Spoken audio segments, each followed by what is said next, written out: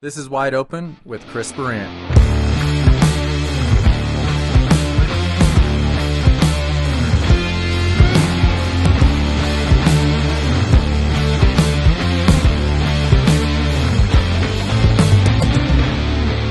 All right, here we go. And cue the music.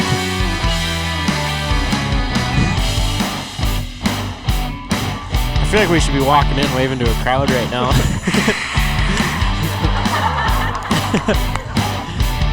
All right. Well, that is a great way to start podcast number 24. 24, everybody.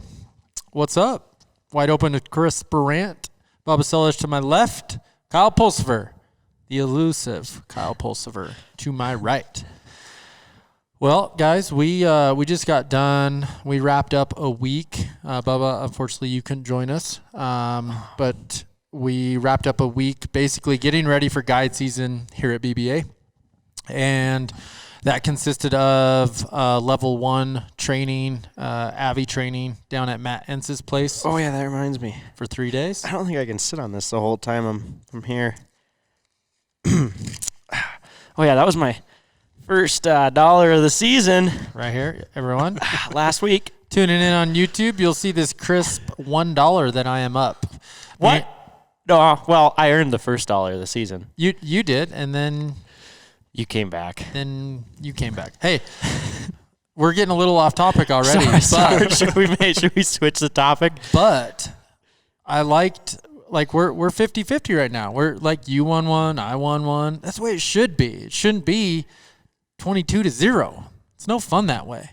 So winning is winning. So here's what I will say, Kyle. You were a little more lenient on the line choices, which was good, and you didn't put 24 steps in there. I like that. I can't count to 24. Yep. Okay, anyway, sorry. We'll get back to dollar bets in a bit. But so getting ready for the season, level 1 AVI training, which was awesome. 3 days with the Climb Backcountry team down at Matt Ence's place. Dan Adams was there. And, man, it was cool to see the guys, cool to use and practice our equipment. And then we followed it up with Saturday, so day 4 in a row with our preseason CPR and first aid training. So obviously as guides, we want to be the most prepared as possible on the mountain for whatever arises. And so, Bubba, you've been out living in the outdoors all your life, and you can see from our standpoint, right? Like, you probably wonder, like, what are these guys doing out there with these guys? And, thinking about, you're behind the camera, and when you're behind the camera, that means most of the time stupid things are going to happen. We've actually discussed that on a couple of podcasts when we had Phil, right? Mm-hmm. All the gnarly stuff that happens. But, so really what it boils down to is preparing for the worst and hoping for the best. And that's what all of the training and practice and experience, that's what we rely on as we go into another season here at BBA. And so what we wanted to talk about today, obviously there's lots to talk about when we talk about preparing for the season. We talk about preparing your sled for the season, preparing your physical fitness for the season. We've touched base on, from a knowledge standpoint. Backcountry essentials. Backcountry. Yeah, exactly. We did a whole podcast on that, getting you and your sled ready. And so this one we're going to talk about, and then it's going to have a little fun spin to it. We in our previous podcast, we had the ambitious goal of talking about two things. I think it was 3. Well, yeah, it might have been 3. We only got to 1, and we ended up talking about injuries and what the worst things that has happened to us on the snow. And so one of the other topics we wanted to discuss was carnage on the hill, and what has been some of the crazy stories that have happened while out on the mountain. And so where that brought me back to was how bad those situations really could have been if we weren't prepared. And so we'll just dive into it. Kyle, this is year 4 for you guiding with us. And, when it's a little different, isn't it, from going out to the mountains 4 or 5 times a year to riding 6 or 7 days a week. It was like 2 or 3 times a year at the most. So the chances of something happening is greater for sure. And so, throughout the years, we feel that we carry enough tools and extra parts and the know-how to get us out of a sticky situation. And so I'm hoping some of these stories that we share with you today will help you to be prepared for your next adventure, because that's, for me, we always end up needing something. Always. I mean, they're snowmobiles, and you work on them a lot in the shop, and you need to be ready to work on them out in the field too. And especially if, either a mechanical failure or you hit something or someone has just an issue, you need to be ready. And so, Kyle, let's talk about what, in these short 4 years, or maybe you have a story prior to coming here, but what's one that sticks out in your mind of carnage on the hill? What was it? Probably one of our first days guiding last season. January, I would say. Early January, low snow. We had a tired group of clients, and I was in the back, nodding my head. Nodding my head. You knew what I was looking for. I was looking for one more. I hate them. No, I love the one more, but I hate the one more, especially when Kyle's like, hey, here's the deal, dude. I'm all about the one more, but where you nodded, like, hey, let's go up here. I'm like, dude, it's like 18 inches of snow up there. Oh, yeah, but let's go. The snow wasn't right for it, and it normally it doesn't take much talking you into it. But this time, I had to be pretty consistent. I had scratchers down, big gloves on, face mask on. I'm going home, Kyle. And then what did I throw in there? You probably couldn't make it anyway. That was enough. That's all it took. Gets me every time. That was all it took. Got that soft spot, Anyway, we get all our troops rallied together, and we get them headed back home. And there's this sweet little steep spot. It's a sharp right-hand turn off our trail on the way home, and it's probably to the top 2,000 feet, 1,500 feet. It's a long ways. It's probably 1,500 feet. And what's cool, the cool line is if you get to the top, because it's for sure you don't want to come back down what you just climbed, because you're climbing up a slope that actually doesn't have a ton of snow on it. But when you get to the top and drop off the other side is like glorious and magical, and you can come out another way. And so every time I get suckered into going up this stupid loggy, bony, rocky hill, it's all because I'm thinking about what's on the other side. Yep. So we get to that spot, and I didn't think I'd talked you into it yet, but I saw the whole group. I was in the back. The whole group was slowing down. I'm like, oh, here we go. He's going to do it. And we get Ryan ends up taking the rest of the group down. And we're like, we'll catch up. We're going to run up this and come back down quick. Ryan is still mad at us for this night. We'll catch up. And so Ryan leaves with the group, doing his job. It's light out at this point. It's light out, yep. So we take off up this line, and it's not very good. No. Me, you, and Ross. Yeah. We make it. I actually posted a GoPro from this the other day when Ross was stuck, you were stuck, and this was before. That was 2 years ago. Yeah. So this one we actually made it through that cleanly. Yeah. This time. Yep. And we probably made it 3/4 of the way up the hill. Mm-hmm. And I remember it was really thin. I remember pulling up on you, and you weren't very impressed. Oh, I was just washed out on a log. Yeah, I was bitter because I'm like, I knew this would happen. I know where I'm going. It wasn't going to be like magically better than what I thought it was going to be. Yeah, you were right. You were right. That's like it was meant to be. You didn't even touch it. I didn't even touch it. Oh. Yeah, you were definitely right.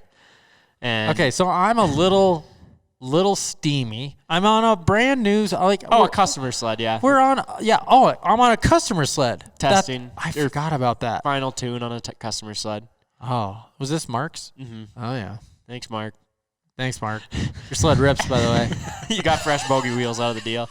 Anyway, I pull up. You're like, my track's ratcheting. And okay, now hold on. You're fast forwarding a ton here.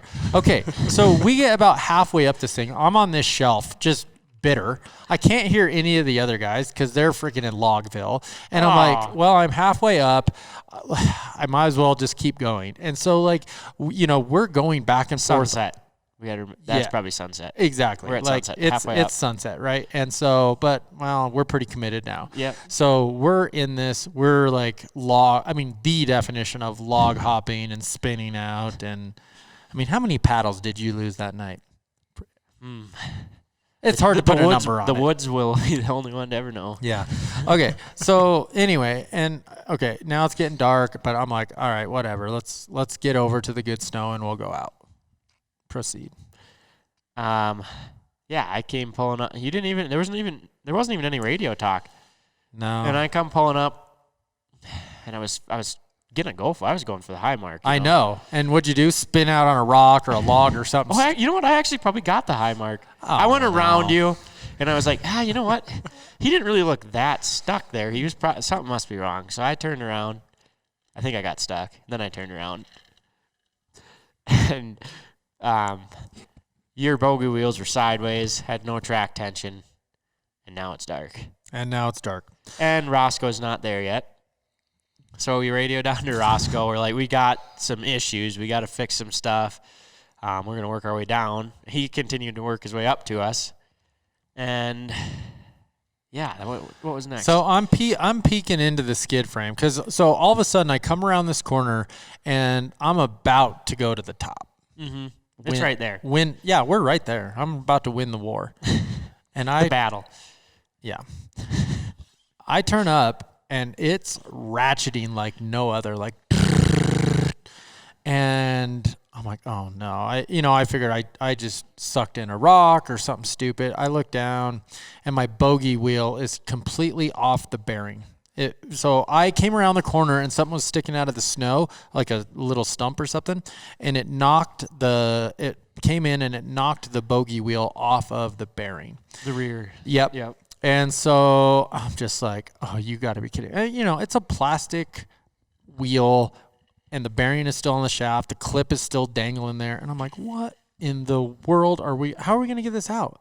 So I'm already thinking, like, send Kyle back to the truck, grab a axle or a rear axle with a bogey wheel and bring it up. And I'm just like, I'm not super happy at this point. No. I'm cold. It's dark. We're late. We have clients sitting in the trailer. Ryan's sitting in the trailer waiting. Dinner is ready down, and we're like hours from getting back. Yeah. Why do you say it like that? Yeah. That's about right. It was about right. So I don't know whose idea it was, but it's like, we can fix this. So we get the axle out, get the wheels off, get the bearings out. And I mean, this wheel is twisted like a pretzel. I'm not kidding you. It's so far from straight. And, I'm like, well, maybe we can, get a stick and bend it. And it is not bending. No. So then we come up with the decision. We got to make a fire. We got to reform. We got to recast this wheel. So we light up a fire. You see, this is all stuff that we had with. Light up a fire. Heat up the wheel real good, rolling it around like a hot dog, and get the bearing pushed back into it. I mean, so you skip all the good parts. All right. So for one, do you have tools? Bubba, this is where you run the type, like the tools required to pull a rear axle, right? Okay. Do you have the tools to pull a rear skid? Do you have the tools to pull bogey wheels like in this circumstance? Okay. The answer should be yes. Yes, I do. Okay, awesome. You got your tool, your part you need to fix. Can you start a fire to survive if you have to stay the night? That answer way better be yes. Do you have a saw to cut a lot of wood? Yes. Do you have another saw in case you break the saw that was being used to start your fire? Should be yes, right? Okay, You're getting the point. We get the fire started. This wheel is twisted like a pretzel. We start heating it up. It starts getting more pliable. And then I like start moving it around and, put it on the shaft and spin it. And it's like, I think I got it straighter than factory. Then it was. I agree. Yeah. I agree. And so we get the bearing put back in. We get the clip back in. And it really was a moment that turned my frown upside down. I mean, it went from I am so bitter and thinking about having to go down, and this is a customer sled. We broke it and all this. And all of a sudden we fixed this part and make it look brand new. Yeah. And I'm like, well, I guess I can go to the top now. Over a fire in the woods. Over a fire in the woods. It was pretty cool in the end. So then we end up going back down. And that I had no, I knew I needed to go down, but I didn't know that terrain very well. And how far we were up. And you lose track. Yeah. And in the dark, it's pretty easy to not know which way is up, right, or upside down. Yep. I remember me and Ross going down. We just kept shutting our sled. You couldn't take the same path because there wasn't enough snow. Yeah. Me and Ross were yelling at each other. We're like, does it look better over there? No. It doesn't look very good over here, though, either. And I left you guys. Yeah, you're already at the bottom. I don't think you teleported. But, it came down to having all the right gear, headlamp, tools, stuff to start a fire, common sense. Yeah. It's the will to survive. It's making a plan. Yep. And really it's we didn't plan on, pulling a rear axle and starting a fire and fixing a snowmobile, but again, we had the right equipment to turn a pretty ugly situation, to be honest, into a situation where we laugh about it and joke about it today. Yeah. And so that's meanwhile, this is okay. So from when, hey, Ryan, take the guys back to the trailer, to us opening the door of the trailer, how long was it? It was a couple hours, probably, don't you think? Yeah, and Ryan wasn't very impressed. He wasn't happy. And, we have all these other cool tools like in-reach satellite devices. We should have texted him. We could have just easily said, hey, bro, Kyle's an idiot, and we're going to be a little bit. But we didn't, and so lesson learned. We would have texted him and said, hey, send the clients down the hill. We're going to be a bit, and if you want, you can go down with them because we're okay. Yeah, I should have done that. Yeah. So, so that's one. So that was one story that I was thinking about. Another story that came to my mind when I saw we were going to be talking about this topic was, and this is something that a lot of us can relate to, and that's an A-arm, right? I mean, an A-arm is just, it's bound to happen, especially early season like it is now, or even late season. I mean, whether, you smoke a rock or hit a tree or whatever, A-arms just happen. And, this was actually a really big lesson for Andrew, who's one of our lead guys here. We were actually on a search and rescue, and on the way in to help the victim, Andrew ended up smoking a rock in this riverbed. And so he was coming to meet me. I was coming out with the person that we ended up being able to get out of there. I've got him, and Andrew's trying to get me. He smokes this rock, and so now, it went from a situation that kind of sucked, like it really sucked, right, with trying to get this kid out and everything, and so now I got another guy. It's dark. Busted sled in the water, A-arm broken. And I'm like, okay, well, I'll get the kid out. Get your tools out, get that A-arm out, or get that A-arm off, and I'll run back to the truck and get an A-arm. And he, I could tell he's looking at me like, I don't know if I have enough tools to get an A-arm off. And this is before Andrew was working for me.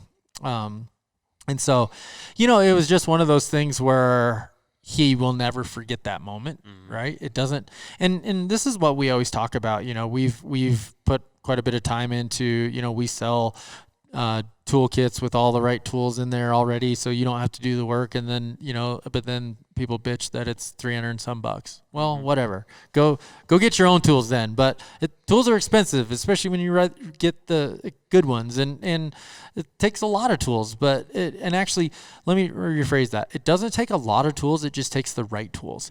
And I think that's the biggest thing that I ask all of you to do is, when you're, we all love working in the shop, like, we're constantly working in the shop, and it's easy to forget about those conveniences of, an impact and extensions and adapters and sockets and wobbles and wrenches and all that stuff. It's really easy to forget about those conveniences when your toolbox is right there. You don't have your toolbox out in the backcountry, but, think about we've all been riding for a long time, or those of you who haven't, think about those little moments. What happens, right? You got a rock stuck up in the tunnel, and so you need to get the skid out. You have an A-arm, you lose a ski rubber, you push your bars forward because the dealer didn't tighten them. I mean, there's all of these little things that, yeah, it kind of sucks when you're out on the hill to have to deal with it, but you can at least fix it and it doesn't ruin your day. And so, those are the things that I want you guys to be thinking about when you're wrenching in your sled in the shop. Think about, could I do this out in the field? Is that something that I could do? And so, we have, I think we could fix about anything. Brings me to another story. I've told a portion of this in a podcast that we had with Phil Weibar. This was in Chile, and I think you have another gnarly Chile. How do we have? We're halfway across the world, and we have all these crazy stories of fixing sleds and trying to get out at night and all that. I mean, that's a little sketch, but so first, this is no joke. First year, first day riding in Chile, like ever. It's me, Sayan, Berchtold, and Phil Weibar. And we're going to go check out the zones. We are like so excited. We're riding in summer. No one else is there. Clients aren't there yet. It's just us. We're going to go get the lay of the land. Just like, typical freaking punk kids. We roll into this freaking chute and we look down. Oh man, this looks sick. And we bomb off it. We're like, jumping off of stuff that we can't. I'm like, man, I don't know if we can get back out of here. And, waterfalls and all this stuff. And, we get to the very bottom and we break a freaking drive shaft bolt. This was in 14. The drive shaft bolts on the Polaris, they were a smaller bolt and they had a tendency of breaking. Well, when your bottom sprocket drive shaft bolt breaks, your gear can fall off. And so we're in the middle of absolutely nowhere, 6,500 miles away from home. And we're sitting there like, well, now what? And so, it's the same thing. I mean, we look at each other and like, okay, we got to go back up this. And so, I leave I leave Sayan and Ryan there and tell them, guys, you need to pull the skid, pull the drive shaft, pull the belt drive, and we'll run back and go get a new drive shaft. And, it's one of those things that when stuff happens enough, you're prepared for it. And so nonchalantly, I'm like, hey, pull the skid, pull the thing, we'll go get a drive shaft. And here we go, freaking back up Waterfallville and everything. And end up turning a bad situation into just another like lesson, a story, a lesson, and something that, we laugh about now and just like, hey, we were ready and prepared for it. What's your Chile story? I've got a couple. Yeah. So me and Ross last year took out a group of clients, and it was a pretty good day. It wasn't a pretty good day. It was a really good day. On our way back, there's another group. There's two guides down there that take out skiers. on snowmobiles, Chris Coulter and Skylar Holgate. And we could hear some radio talk that they were dealing with a broke down sled. So we radioed them back, asking if they needed help, and they said, yeah, for sure, we'll take the help. So we got everybody back to the main road, and we're like, whoever wants to go home, they knew right where to go. It was only a couple miles down the road. Me and Ross were going to go help. And it's funny, the group of clients that we actually had within it, we had the owner of Climb, the CEO, Justin Summers, and his kids and his dad, actually. And of all people that jumped in to help, it was them. It was them. Yep. Jumped right in. Seems about right. Yep. We go cruising down. We knew right where they were at. They had taken the road, and they were skiing down off the road down to like a ravine, and then taking snowmobiles, hauling the skiers back up. It was a storm day. So me and Ross we could see where they had a pretty good single track beat down into there, and it wasn't that bad. It's just couldn't get the snow to pack in nice, and it was right at that angle that was a little bit, to ride one sled out, it wasn't the type of angle where you could even just kind of coast up it, so it wasn't like you could pull them out like you were on a trail. And we get down there where you could see the mess that they had and the trenches they had, and we ended up I took one big sweeping run in. Ross was actually on the sled behind me trying to keep it upright, and then he'd jump off it when I got to the first head wall, and it wasn't working. The sled kept tipping over into the trench, and so we ended up basically just human dragging the thing up that first head wall, and then we tried again with one sled pulling it, and everybody, we got like 8 guys down there pushing on it all the way to the next head wall and get stuck again. So then we decide, well, let's hook up 2 snowmobiles. So there wasn't enough, it was tree riding. There wasn't enough room to hook 2 snowmobiles up side by side. And if you hooked them up in front of each other, you ended up with such a deep rut that the third snowmobile kept tipping into it. So what we ended up doing is we put Ross's sled in. He was on the left-hand side. I was probably behind him. My ski was probably about a foot behind his skis. And I basically had my foot on his running board, and his foot was against like my side panel, and we rallied this. We're like kind of trying to communicate, and we're just both pinned, and we rallied that snowmobile all the way back out of there and up onto the road, and it was probably one of my sickest tree lines. It was pretty fun, but yeah, and that was the same thing. It just took a lot of guys. We used every toe strap. By the time we had me and Ross's sleds tied together and harnessed, like staggered, we had just about all of our stuff out, and that's what it took. Well, we had some really happy people that we came and helped. Oh, I bet. Yeah, that sled was staying in there forever. Yeah, that or it was getting drug inch by hand. That was it. Well, Kyle, while you were telling that story, I was thinking about, maybe what would be helpful for all the listeners is to talk about, we talk about having the right stuff. Let's talk about some scenarios that we've run into where if we didn't have the right tools or strap or saw or whatever, that we would have been pretty screwed. And so the first one that comes to mind for me is on the dark side at Rabbit Ears. I've told you this story many times of, you see that tree down there? Yeah, that one right down there. So that tree's about, 4 foot around. You're not cutting it down. I've ended up upside down, freaking one ski. So I didn't make the chute. I wanted to make the chute so bad, and I didn't make it. And I turned left, and I told myself at the bottom, don't turn left. And I turned left. I told you, exactly I know where it's at. I told you not to turn left. I turned right, and it wasn't any bad. Well, it was really bad, but it wasn't as bad as left. Okay, so I turned left without my better judgment, and it's so steep. You can go in a counter steer, shove spindle. It doesn't matter. You're heading into freaking trash. Yeah. And so I ended up getting wedged with my right ski on the wrong side of the tree. I fly over the handlebars, tunnel up in the air. I am just so screwed. And it's so steep, and there's another tree to the left. So you can't drag it around. To go down. Yeah, to go down. You can't roll it. You can't pull it back up because it's so steep. And so I've had to employ this. Both you and I have. We've talked about it. You need to have the right tools to pull a ski. Yep.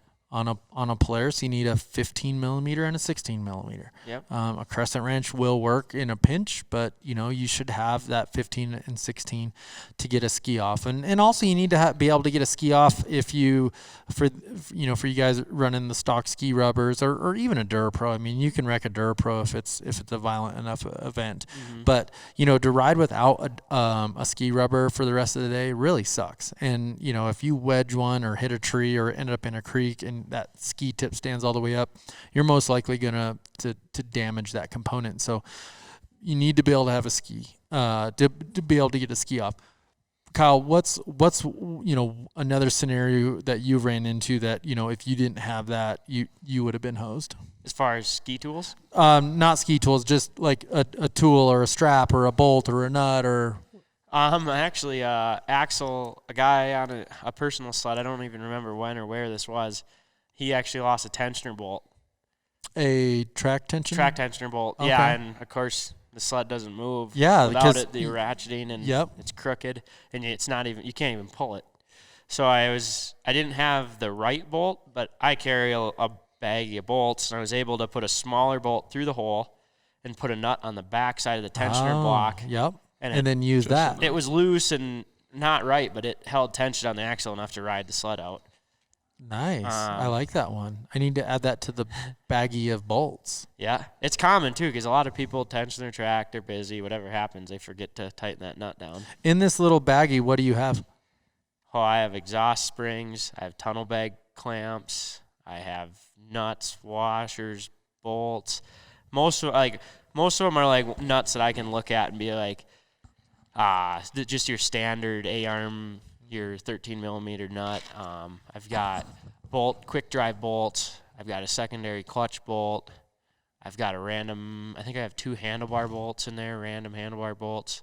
I actually have one of the throttle lever because with no heat, it's one that I wrecked the heater on and I put a new one on, so I just kept that one and get you out if you broke a throttle lever off. Were you there the year in Chile? We had 3 broken. I think Chase was down there with me. We had 3 broken throttle levers. I've never broken a throttle lever. So, in Chile, again, I don't just run down to the Polaris dealer because there is not one.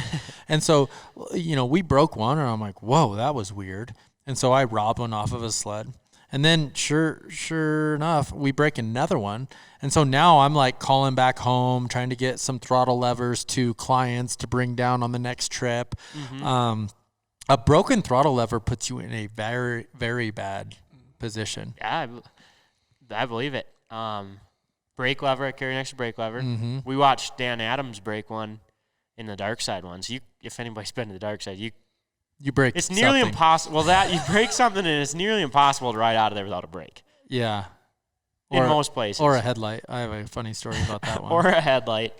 I carry a lot of stuff that's been in there for a long time. Yeah, but you only need to use it once. But I'll need it one day. Yeah. Remember Spring Creek?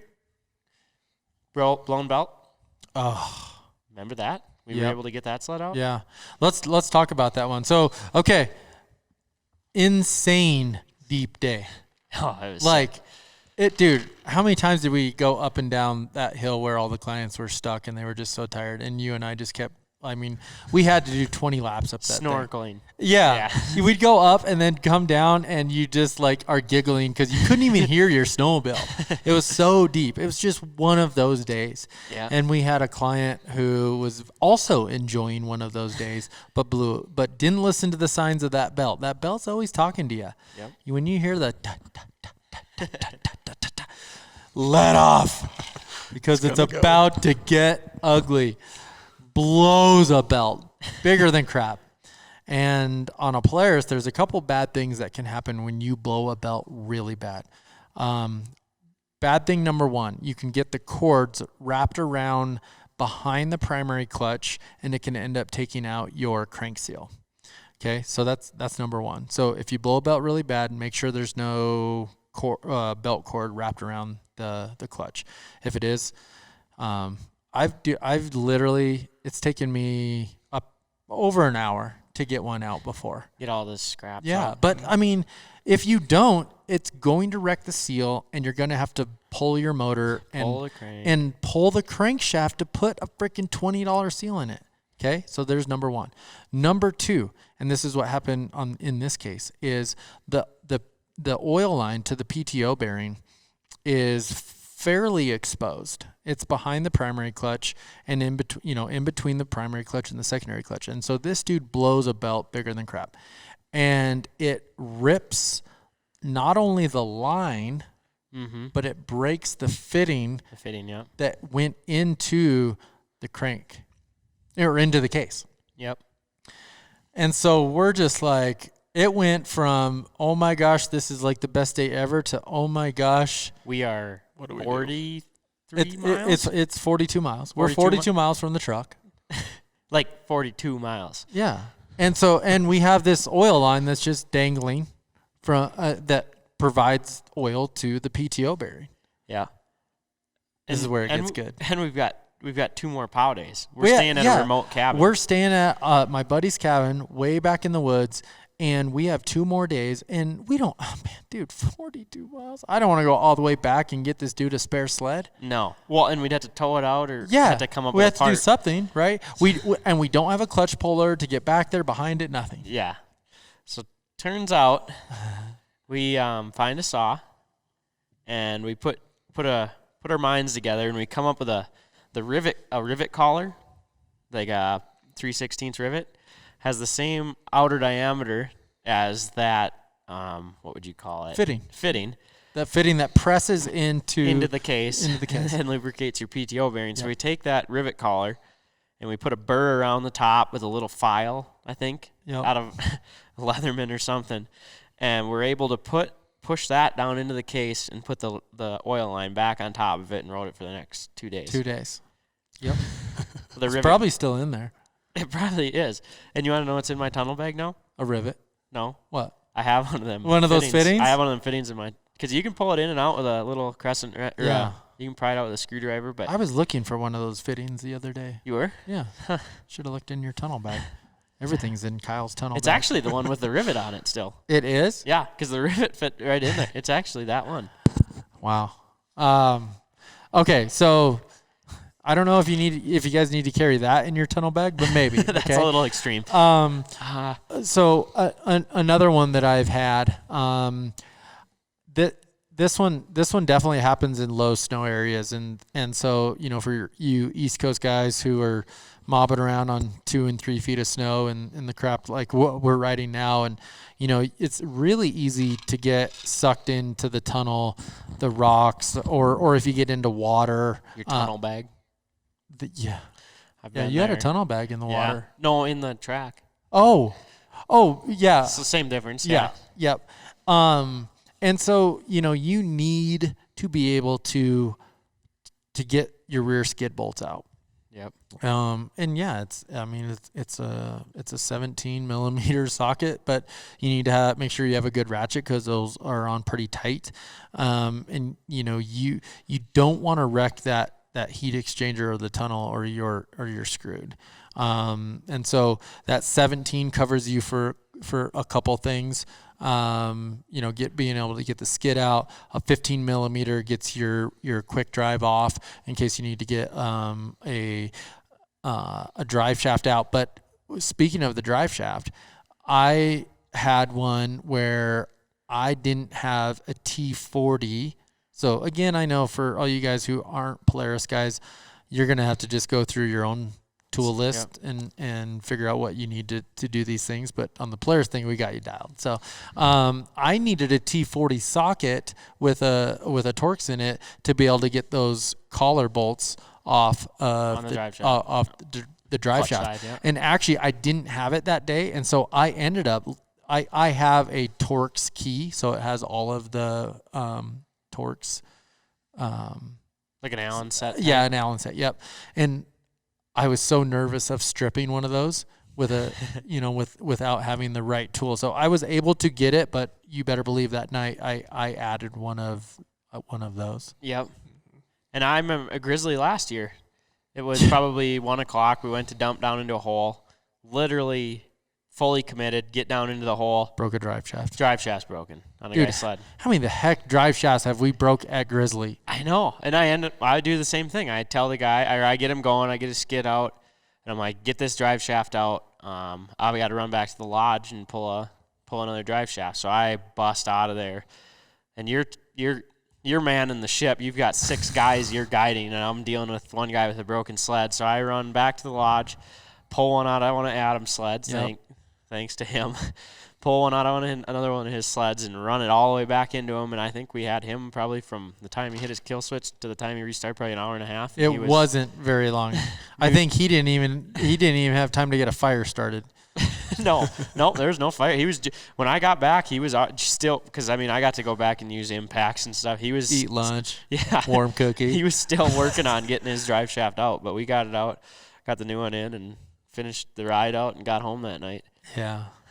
Well, this podcast started with telling you guys some of our carnage stories, but it's kind of morphed into being able to just be prepared, and so we're talking from the aspect of there's a lot of our backcountry essentials, right? Yeah. And that was covering if carnage does happen. If carnage does happen, can you fix it? And how many times have we had to cut trees, use mule tape, safety wire to get zip ties, duct tape, electrical tape. Paracord. If you're gonna take the simplest things, what would you say?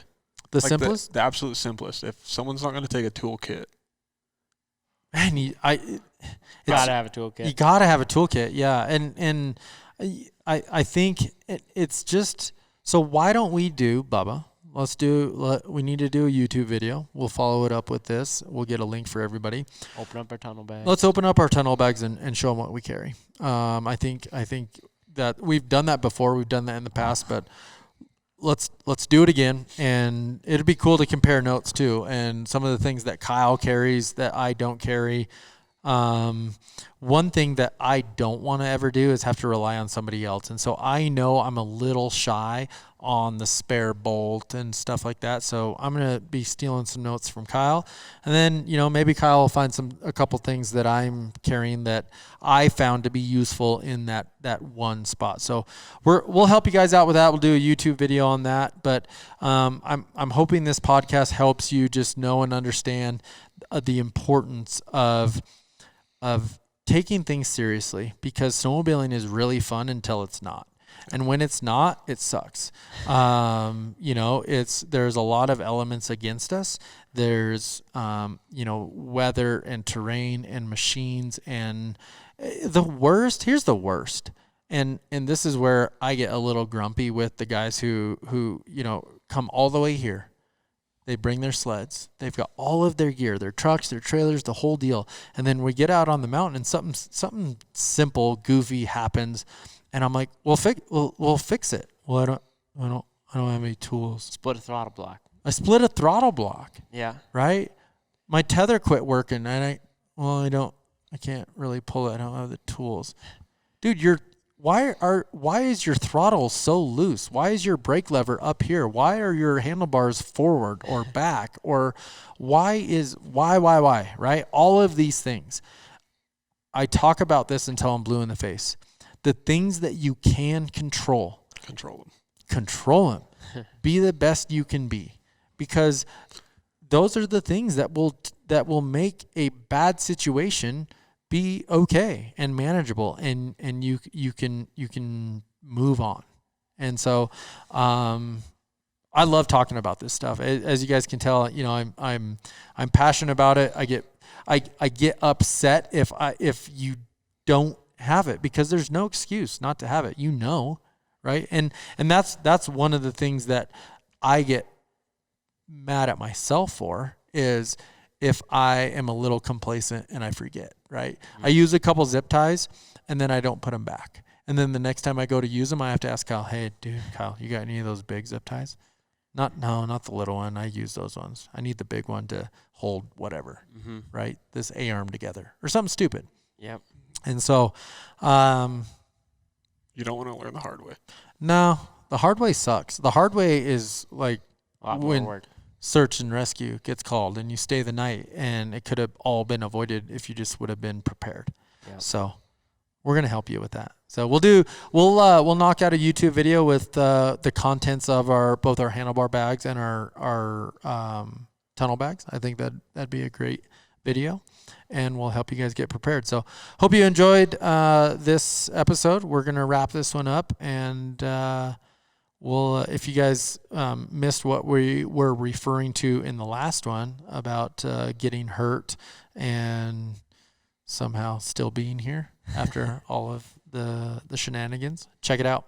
We're on Spotify. We're on YouTube. We're on Apple. Is that iTunes? That's iTunes. iTunes. Gotcha. Yeah. Gotcha. So we love you guys, and please make sure you just keep sending us those topics, ideas, questions, and until next time, we'll do it again. See ya. Bye-bye.